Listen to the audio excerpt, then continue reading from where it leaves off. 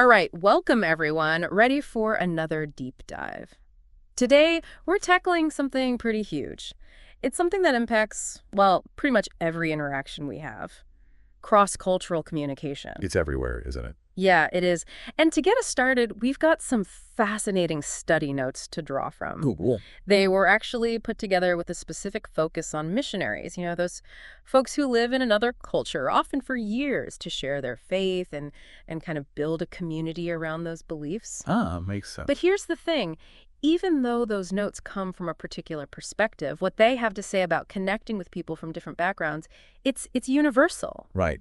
Because whether you're, I don't know, working on a team with people from all over the world or just trying to understand your neighbor who has different views, these ideas are gold, pure gold. I totally agree. And that's our mission for this deep dive, right? To unpack those key principles, those things that can help us all connect with each other, truly understand each other better. Okay, I like it. So where do we start? Well, we've got to start with the foundation, don't we? The role of culture itself. You just can't talk about communication without acknowledging that it always happens within a cultural context. You're absolutely right. And these notes really emphasize that. Like they dive deep into the idea that understanding a culture's history, their journey as a people, that's crucial. Like, how did they get to where they are now? Exactly. Yeah. Because that history shapes how they see themselves and how they see others. It's woven into their entire worldview. So it's not just about the distant past, right? We also need to understand what a culture values now. Right. Like, what do they consider to be culture? Yeah. What are their ideas? What are the attitudes that people admire and respect? Those are the clues to what will really resonate. It's like each culture is its own little world. Well, that's exactly what these notes compare it to. A petri dish. Okay, I see it. Each one with its unique rules and boundaries. Yeah, and that brings up a really interesting point from the source material about that initial missionary focus. Because, the goal is to bring a specific message into that unique cultural environment. And sometimes that can be a bit tricky, right? Especially in those parts of the world like the West that put a big emphasis on not pushing your beliefs on others. Yeah, for sure. There can be some real tension there. Now, if culture is the foundation, context it's like the structure built on top of it. Yeah. And it's so much more than just the language that someone speaks, Like, right? absolutely. These notes define context as anything shared that creates a connection between people. It could be the same room, the same hometown, lifestyle, anything like that. Oh, or even simpler than that. Like right now, you and I having this conversation, we share a context. Absolutely. We do. And the thing is, it's not like we only exist in one context at a time, right? Yeah, we're constantly juggling tons of them. Family, work, friends, online communities. You got it. We all belong to all these different contexts, and they can be pretty different from each other. So effective cross-cultural communication, it recognizes this, and it kind of operates within that specific shared context. Which reminds me of that example they give of the Apostle Paul. Oh, yeah. He was so good at adapting his message to different audiences. Masterful. And it wasn't that his core beliefs changed, but the way he communicated them, that shifted dramatically depending on who he was talking to. Like it says in Corinthians, he became all things to all men that he might save some. It's what's often called identification, right? Yeah. Really stepping into the listener's context to find that connection. And the source material gives some really compelling reasons for why that's so important. Okay, lay them on me. Well, first off, people, they need the message to feel personal. Oh, yeah. It's got to resonate with their experience, right? Absolutely.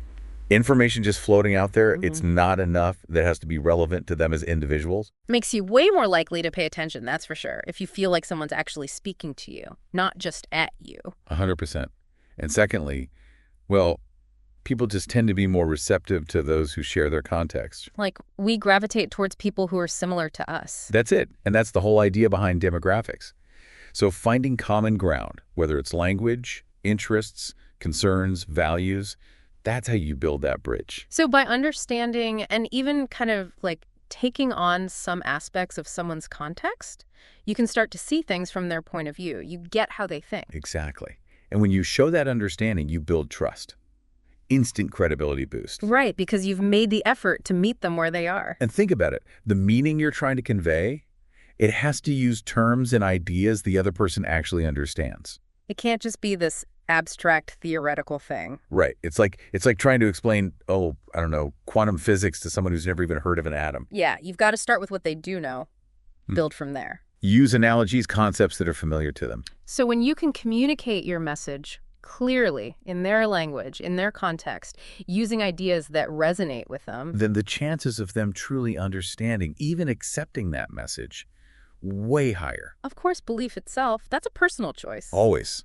Especially with faith. But understanding, that's the foundation. Absolutely. You know, one thing that really struck me in these notes is the idea that there's no such thing as non-communication. Interesting. How so? Well, we're always communicating, even when we think we're not. Even silence can speak volumes. That's so true. Think about it. Frustration, contemplation, agreement, disagreement. We send those messages without even saying a word. We're constantly sending and receiving messages, whether it's a deep discussion or just small talk. It's a spectrum, right? Right, from really effective to completely ineffective. And what causes that breakdown? What makes communication ineffective? Well, the notes talk about this idea of double messages. Yeah. Like when you say one thing, but your actions say something totally different. Actions speak louder than words, as they say. It's a cliche, but it's a cliche for a reason. For sure. Because if your words and your actions don't line up, people are going to trust what they see. Every time. And the source material connects this back to common sense, which, when you think about it, it's really that shared understanding that makes communication work. Right. You can't truly connect if you don't have some common ground. Now, shifting gears a little bit, this next part focuses on the receiver's perspective, which is huge because it means communication mainly happens in the mind of the person receiving the message. That's a big shift. It is, isn't it?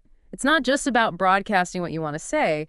You've got to think about how the other person is hearing it, understanding it, interpreting it. Yeah, makes total sense. And they give this interesting critique of using what they call Zionese. Zionese. Yeah, it's like insider language, religious jargon, words like sanctification or justification that might not make any sense to someone outside of that specific faith. It's like mechanics talking shop or, computer programmers using all their acronyms. Exactly. It creates this exclusive club that not everyone can join. So the solution is what they call receptor-oriented communication. Which is basically just making your message as clear and understandable as possible for the person you're talking to. It's the opposite of being source-oriented, where it's all about you and your need to express yourself without really considering if anyone's getting it. Right, right. Because meaning it's not just magically transferred from one person to another, it's actively created in the mind of the receiver. So it doesn't matter if you understand the words and gestures and all that, it's whether the other person does. Exactly. And the notes, they make this really interesting comparison. They say we should be receptor-oriented, like how God in the Christian faith communicated with humanity in a way that was accessible and understandable. So that everyone could get the message. Yeah. Now, have you ever thought about what actually happens inside someone's head when you're talking to them? It's not just an empty container waiting to be filled with your words. Oh, no, not at all. It's an active process. Like there's this whole internal dialogue going on as they're trying to make sense of your message. Right. So the source material, it breaks down these mental interchanges into 4 types: percepts, concepts, effects, and behavioral intentions. Okay, let's break those down. What are percepts, for starters? Percepts, that's all the raw sensory data we're taking in all the time, like light, sounds, smells, even the feeling of the chair you're sitting on. Our senses are bombarded. Oh, constantly. And then we form concepts. Those are like the mental categories we create in our minds to organize all that sensory data. Makes sense. It's how we make sense of everything. Right, so we take in all this raw data, we organize it into concepts, and Then come the effects. That's the emotional side, how we feel about all that stuff, which, by the way, is often based on past experiences, even learned prejudices. Yeah, those feelings aren't always rational. Yep. Not always. And last but not least, we have behavioral intentions. Basically, that's what we decide to do based on everything else, the data, our understanding of it, and how we feel about it all. Of course, intending to do something doesn't always mean we actually do it. That's for sure. But the point is, all these mental processes, they're constantly interacting. And our brains, they really want to create a sense of balance, like a coherent picture of the world. I think that's a basic human need, isn't it? Seems like it. And lots of psychological theories, they use terms like balance, consonance, symmetry, even congruity to describe this. It's all about consistency. Our minds, they don't like things that clash or don't fit together. Especially in today's world where there's just so much information coming at us from all directions, and it often seems contradictory. Exactly. And these notes, they suggest that this desire for mental balance, it could even explain why some people are drawn to groups or ideologies that offer a very clear, seemingly consistent worldview. Even if that worldview is, well, maybe not entirely accurate. Exactly. It's about feeling like things make sense more than it's about finding the absolute truth. Fascinating. Now, all this input our brains are trying to make sense of, it leads to something called screening. What's that? It's how our brains filter out what's important and what's not. It's like a mental defense mechanism. Okay, because otherwise we'd be totally overwhelmed. Oh, completely. So there are 3 levels of this screening process. First, there's selective attention. That's what grabs our attention right away, often based on our immediate needs. Gotcha. Like, if you're hungry, you're going to notice food more than anything else. Exactly. Then there's selective exposure. That's where we choose whether to continue engaging with something. Like, do we want to keep reading this article or switch the channel? A little more control there. A bit more. And then if something manages to get past those first 2 filters, there's selective perception. What happens there? That's where things get really interesting. Selective perception is basically where we interpret things in a way that fits our existing beliefs, even if it means ignoring contradictory information. Guess why 2 people can see the same event and have totally different interpretations. It's not always conscious either. More like a subconscious bias. Exactly. So when you're communicating across cultures, you've got to be aware of all this. Yeah. You're dealing with different experiences, different beliefs, different ways of interpreting the world. It adds a whole extra layer of complexity. It does. And the notes, they point to words as being the main tool for bridging that gap. But, and this is a big but, Oh. they caution against relying too much on just words, especially if you're not also building a genuine connection with the person. Right. You can't just throw words at someone and expect them to change their mind. Nope. It's about the intention behind the words, the awareness, the interest, the concern, even a bit of creativity in how you express yourself. Makes a huge difference. Like, think about it. A simple message delivered with real heart and passion can be way more powerful than a perfectly polished speech that's lacking that genuine connection. That makes sense. And then on top of the words themselves, there's also silent language, body language and all that. Oh, right. Kinetics. Yep. And that stuff communicates a ton of information, often without us even realizing it.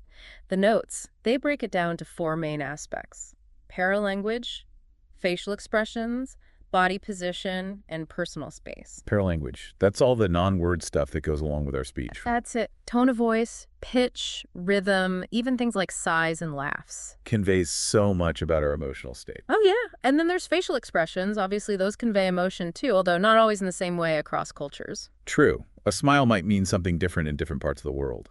It can. But generally speaking, a smile is a good starting point. It conveys warmth and friendliness. I can see that. Yeah. Okay, what about body position? Well, that communicates how open or closed off you are, welcoming or distant. Makes sense. And then there's personal space, the whole bubble thing. Yeah, that one can be a big source of cultural differences. Some cultures are very comfortable with closeness, while others need more space. Right, right. So how much of our communication is actually coming from the words we're saying? You might be surprised to hear this, but the notes say it's only about 7%. 7%. So what about the rest? 38% is from paralanguage. How we see it? Yep. And then a whopping 55% comes from nonverbal cues. All that body language stuff. Wow, that's incredible. It makes you realize how important it is to pay attention to those nonverbal cues. Absolutely. And to be sensitive to them. The notes even make a connection here with the character of Christ. They say it's hard to imagine Jesus being insensitive to these things. Interesting point. And the good news is this sensitivity, it's not just something you're born with or not. It's a skill you can learn. By being more aware, more observant? Exactly. And that brings us to the importance of listening, like really listening before you even start to formulate your response. Active listening. Yes. And these notes, they introduce these 5 levels of listening: advising, evaluating, comforting, probing, and paraphrasing. Okay. So which one's the best? Well, it's tempting to jump in and offer advice, right? It is. But often that's not what's needed. Paraphrasing, where you restate what the other person has said in your own words, that's often the most effective starting point. Because it shows you're really trying to understand. Exactly, and it gives them a chance to clarify if you've got it wrong. Good point.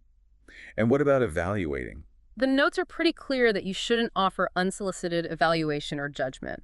And even if you are in a position to evaluate, doing it well takes a lot of skill and training. Okay, so you've listened carefully, you've paid attention to all the cues, both verbal and nonverbal. What about the words themselves? What makes them impactful? Well, these notes introduce this model for communication with impact by Charles Kraft. Okay, how does it work? It has 5 key elements. First, the message has to feel personally relevant to the receiver. Second, it needs to be framed in a shared context. So common ground, like we talked about earlier. Exactly. Third, the message has to come from a credible source. Fourth, it needs to be illustrated in a believable way. And fifth, it needs to be understood and accepted by the receiver, which of course the communicator can't fully control. Right, especially when it comes to matters of faith or belief. Exactly. But you can certainly do your best to get those first 4 elements right. Now, there's this idea of the personal word that's really interesting. It basically emphasizes that communication isn't just this one-way transmission. Like a radio signal. Right. It's a two-way process. Feedback is crucial. And in today's world, where there's so much information and distraction. Noise, they call it. Yeah. Your message has to be personally relevant to even get someone's attention. It has to cut through the clutter. And that brings us back to common ground, doesn't it? It does. The more you share with the person you're communicating with, the more effective you're going to be. They call that homophily, right? That's it. Yeah. And it means we tend to connect more easily with people who are similar to us. Which is a huge point for cross-cultural communication. It is. Because if you're coming from a completely different background, you might need to work harder to build that common ground. And it also highlights the importance of people within a culture sharing their own beliefs with others in that culture. Absolutely. Now, credibility. That's something that's given to you, not something you can just claim for yourself. Right. It's about trust. Exactly. And these notes, they talk about 2 main components of credibility: integrity and authoritativeness. So integrity is basically your character, how trustworthy you are. Yep. And authoritativeness is your expertise, your competence in the area you're talking about. So you need to be both trustworthy and knowledgeable. That's the key. And if your actions contradict your words, your credibility goes out the window. Exactly. And in a cross-cultural setting, building that credibility takes time and effort. You have to live in a way that earns trust and respect, and you have to be willing to learn about the new culture. Makes sense. Now, let's talk about illustrations. Because when you're trying to convey something that might be unfamiliar or hard to believe, how do you make it relatable? That's tricky. It is. The notes actually make an interesting comparison with advertising. Advertising. Yeah, because advertisers are really good at tapping into those basic human needs and desires. Things like family, connection, security, success. They make you feel like you need their product. Exactly. And even though those things might not be true needs, they're perceived needs. And advertisers know how to illustrate them and then position their product as the solution. So maybe there are some lessons we can learn from that. I think so. Yeah. Because when you're trying to share your beliefs with someone from another culture, you have to do it in a way that makes sense to them. You have to connect it to their needs and experiences. Contextualize it. Yes. Now, the big goal of all this communication is to be change agents, to help people shift their perspectives and attitudes. That's ambitious. It is. But the notes point out these 2 basic laws of attitude change. Okay. What are they? First, attitudes change when the old attitudes no longer work. Like they're not meeting the person's needs anymore. Exactly. And second, ambiguity can lead to attitude change. Interesting. So attitudes themselves are complex. They have an emotional component, how we feel, and a cognitive component, what we believe. And there's this framework that breaks down attitudes into 4 functions: utilitarian, ego defensive, value expressive, and knowledge function. Okay, fine. So how do you actually change those different types of attitudes? Well, it depends. Like, if someone holds a certain attitude because it benefits them in some way, you might need to show them how a different attitude could be even more beneficial. But the notes warn against using punishment. Why is that? Because it often backfires, it creates resentment. Okay. What about ego defensive attitudes? Those are the toughest to change because they're tied to the person's self-esteem or core beliefs. So you have to be really careful not to threaten those beliefs. Got it. And what about ambiguity? Well, a little bit of uncertainty can open people up to new ideas, but it's important to remember that asking someone to change their entire worldview, that's a big ask. It's not like getting them to switch brands of toothpaste. Right. Now, let's talk about the elephant in the room. What's that? Persuasion versus manipulation. Because sometimes the techniques can look similar. But there is a key difference. What is it? Persuasion should lead to genuine understanding and acceptance. Manipulation is all about serving the persuader's interests, not the receiver's. So it's all about intention. And ethics. The notes even ask if the ends ever justify the means. That's a deep question. It is, and it's worth thinking about. Now, all communication has some element of persuasion. But the good news is there's no magic bullet, no technique that works on everyone. People develop resistance. Thank goodness. Right. And there's even a theory called reactance that says when people feel their freedom is being restricted, they're actually more likely to do the opposite of what you want. So being pushy can backfire. Big time. So, to understand how people change their minds, the notes introduce this model called the innovation acceptance process. Okay, tell me more. It basically says that people go through stages when they adopt new ideas. What are those stages? Well, first, they become aware of the new idea. Then they start to consider it, weigh the pros and cons. Then they make a decision either to accept or reject it. Then they think about that decision, maybe even have some doubts or second thoughts. And finally, if they've decided to accept it, they start to put it into practice. That's actually a pretty clear process. It is. And when you apply it to sharing beliefs, it becomes what they call a receptor-oriented persuasion sequence. So how does that work? First, you have to make sure people understand the basic ideas. If they're not interested, you might need to help them see why these ideas are relevant to their lives. Then you have to recognize that people change when they feel a need, not when you tell them to. And you have to give them space to make their own decision. But then, after they've made a decision, you need to be there to support them, whether they've decided to accept or reject the new ideas. Because even if they reject them at first, they might come around later. So it's an ongoing process. It is. And the notes emphasize the importance of having a supportive community and positive role models to help people through this process. Now, here's the big takeaway from all of this. There's not a fundamental difference between effective communication in general and effective cross-cultural communication. Really? The basic principles are the same. Understanding your audience, listening well, building trust. But of course, the details will vary depending on the cultures involved. Right. You've got to be sensitive to those cultural nuances. Absolutely. But the key is to be thoughtful and intentional no matter who you're communicating with. That's such good advice. And while these notes acknowledge that grace is a big part of communication, they also say that developing strong communication skills is a real asset. Absolutely. You can always improve. You can. Okay, here's a final thought for you to chew on. Think about the biggest communication breakdown you've ever experienced. It could have been with someone from another culture, or even just someone with different beliefs than you. Now, thinking back on everything we've talked about today, how could you have approached that situation differently? How could you have bridged that gap? That's something we could probably all benefit from thinking about. I think so too. Thanks for diving deep with us today. Until next time, keep those communication lines open. And keep learning.